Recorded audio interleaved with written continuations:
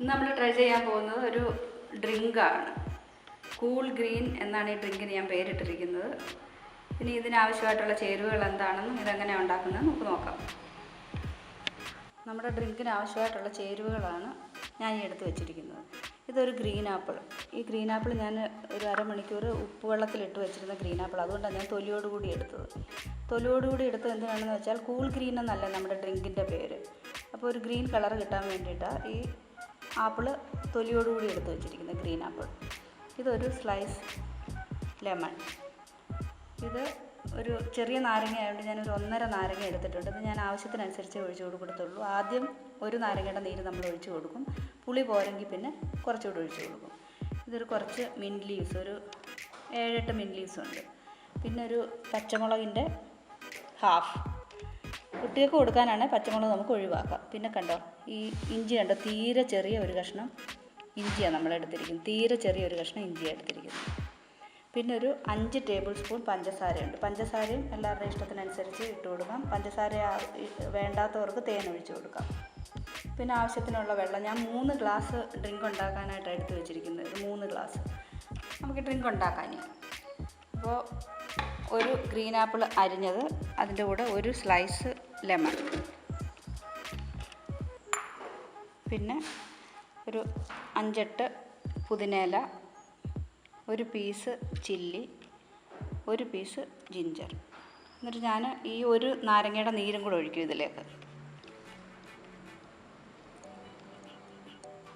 നമുക്ക് 1 ഗ്ലാസ് വെള്ളവും കൂടെ ഒഴിച്ചു കൊടുക്കാം. തണുത്ത വെള്ളമാണ് ഒഴിക്കുന്നത്. പഞ്ചസാര ഞാനൊരു 4 ടേബിൾ സ്പൂണോളം ഇപ്പോൾ ചേർക്കുന്നുള്ളൂ. ബാക്കി പിന്നെ വേണമെങ്കിൽ നമുക്ക് ചേർത്ത് കൊടുക്കാം. മധുരവും പുളിയൊക്കെ എല്ലാവരുടെയും ഇഷ്ടത്തിനനുസരിച്ച് ചേർത്ത് കൊടുക്കാം. ഇനി ഇത് ഞാനൊന്ന് ഗ്രൈൻഡ് ചെയ്യാൻ പോവാം.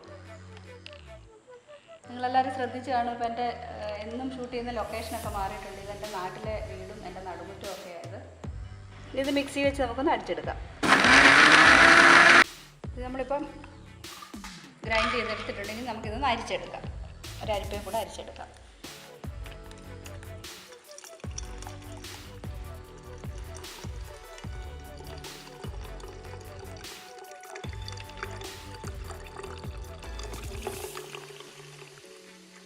ഇങ്ങനെ ഒരു സ്പൂൺ വെച്ച് പ്രസ് ചെയ്ത് അതിൻ്റെ ജ്യൂസെല്ലാം മുഴുവനായിട്ട് നമ്മൾ എടുക്കണം. കണ്ടോ, ഇപ്പോൾ നല്ല ഗ്രീൻ കളറുള്ള ഒരു ജ്യൂസ് നമുക്ക് കിട്ടിയത് കണ്ടോ.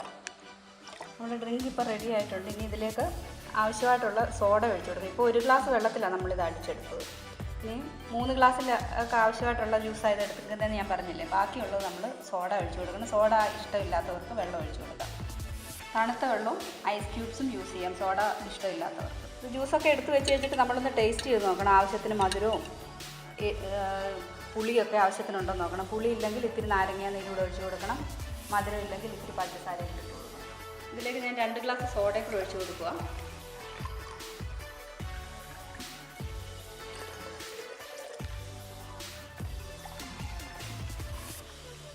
ഈ ഡ്രിങ്കിൽ സോഡ ഒഴിക്കുമ്പോഴാണ് നല്ലൊരു ടേസ്റ്റ് എനിക്ക് ഫീൽ ചെയ്തിട്ടുള്ളത്. അതുകൊണ്ടാണ് ഞാൻ സോഡ തന്നെ ഒഴിക്കുന്നത്. ഇനി നമുക്ക് സെർവിങ് ഗ്ലാസ്സിലേക്ക് മാറ്റാം.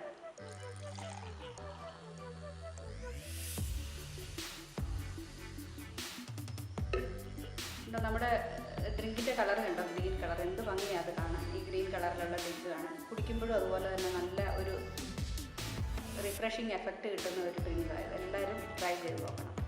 ഈ ഡ്രിങ്ക് എല്ലാവരും ട്രൈ ചെയ്ത് നോക്കണം. എന്നിട്ട് ഷെയർ ചെയ്യണം. സബ്സ്ക്രൈബ് ചെയ്തിട്ടില്ലാത്തവർ സബ്സ്ക്രൈബ് ചെയ്യണം, ലൈക്ക് ചെയ്യണം. അടുത്ത ആഴ്ച ഒരു കിടിലൻ റെസിപ്പിയായിട്ട് നമുക്ക് വീണ്ടും കാണാം.